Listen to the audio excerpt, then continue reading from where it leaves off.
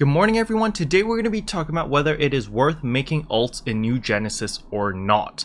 The TLDR answer is yes, it is worth under specific conditions and for basically all the wrong reasons. But before we explain why exactly it's worth making alts, if you're new to the channel, I upload NGS content daily, so if you do play this game, I would really appreciate a subscribe as it really helps out the channel. Anyway, without further ado, let's begin the video.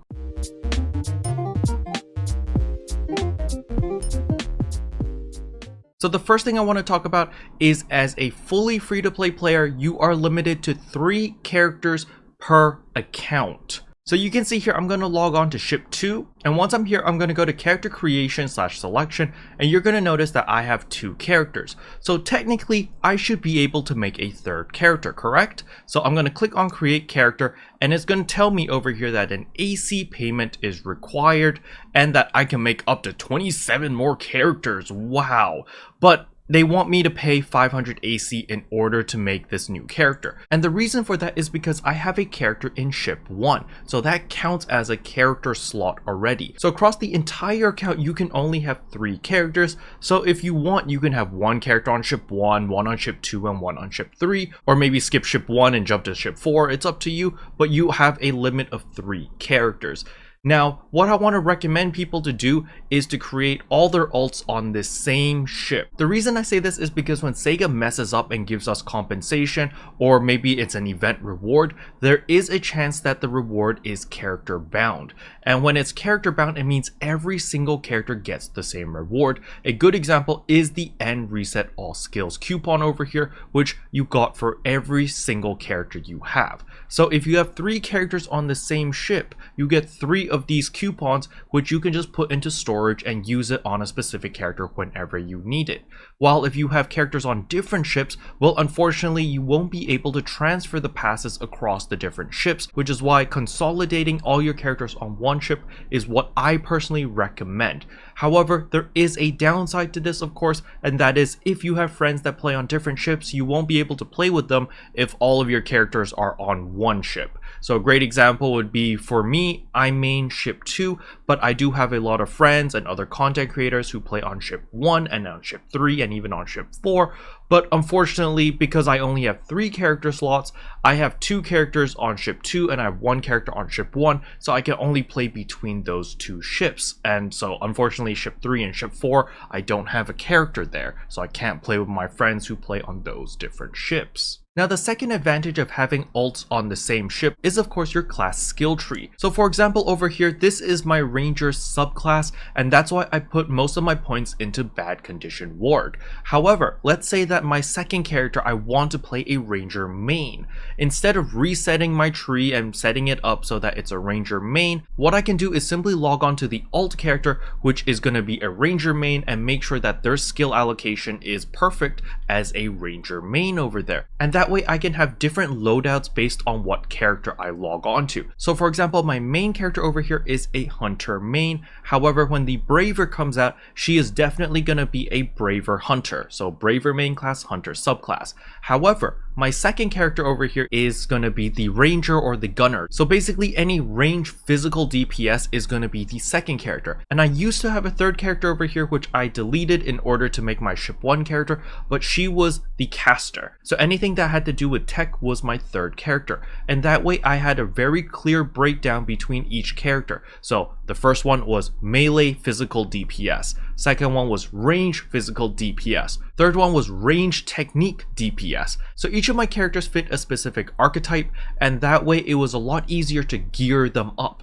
Because getting mastery 3 on all of your gear is extremely expensive. It's a lot easier, in my personal opinion, to make 3 separate sets. One which is physical melee DPS, one that is physical range DPS, and one that is technique DPS. It's a lot easier and it's a lot cheaper to make 3 separate sets like that, and have each character own their own arsenal of weapons. I personally prefer it that way, because that way I feel each character is unique. And another thing is, of course, the fashion. So you can see my main character is all about that worldly maiden type of look. You can see my Gunner character is all about that kind of kimono Japanese type of look. And then my 3rd character used to have the cosplay of Stella, which was also very nice. But unfortunately, I had to delete the character in order to make my ship 1 character. Now another benefit of having all of your characters on the same ship is they all have access to the same storage. So you can see over here I have a Vialto launcher with Fixa attack level 3, which is a really great launcher for my ranger, and it just so happens that my second character is the ranged DPS, so she can use this launcher. The nice thing about it is all I need to do is put this into my storage, I log onto my ranger, and I can pull this out. And not only that, I can even transfer money between the characters by accessing the storage over here, store and receive Meseta. So let's say that I'm gonna put 500,000 Meseta into the bank, right? So boom, I put 500,000. Now we're gonna switch over to my second character, or the alt. And you can see here I am now on my alt. I access the terminal, receive, and boom, I can withdraw the 500,000, and bam, you see, now this character now has 500,000 Meseta, which is really nice. I can even access my storage over here, go to the weapons, and pull out the Vialto launcher with the fixed attack level 3. Now, of course, my gunner or my ranger is not exactly high enough level to equip the launcher right now, so unfortunately it is locked because I do need to be level 14 before I can equip it. But basically you get the idea. So you can transfer your materials as well as your money between the characters super easily if they are all on the same ship. Unfortunately, this will not work on characters that are on different ships. Now, the thing that does transfer over to different ships is going to be your AC and your star gems. These two currencies transfer across ships because they are account wide. However, the Meseta, as well as the gear that you get, as well as your storage, those are bound onto the ship or the server that you're on. So look over here, I'm going to switch to my ship 1 character. We're going to head over to our counter over here to access storage, receive, and Meseta. You're going to see that there is 0 money to receive. Like, I put 500,000 into the bank, but I can't take out the 500,000 because it is a different ship. So this is currently my ship 1 character, so all the money that she has is bound to ship 1, and all the money that my ship 2 characters have are bound onto ship 2. So that is just something that you guys need to pay attention to and understand, because yeah, that's just how it works, okay? So everything sounds good and dandy, right? But what is the downside of having alts? So there is no downside in having alts on the same ship because you have access to all of your material, all of your Meseta, all of your gear, because those are bound onto the ship. It's not a big deal having multiple characters, it's great. You can even transfer fashion between the characters because they're all on the same ship. The downside comes when you have characters on different ships. So, for example, my ship 2 character versus my ship 1 character, that is where things get complicated. Because, as we know, as a free-to-play player, our main source of income is going to be coming from our weeklies over here. Unfortunately, the weeklies are account bound, which means you can only do it once per account regardless of what ship you're on or what server you're on.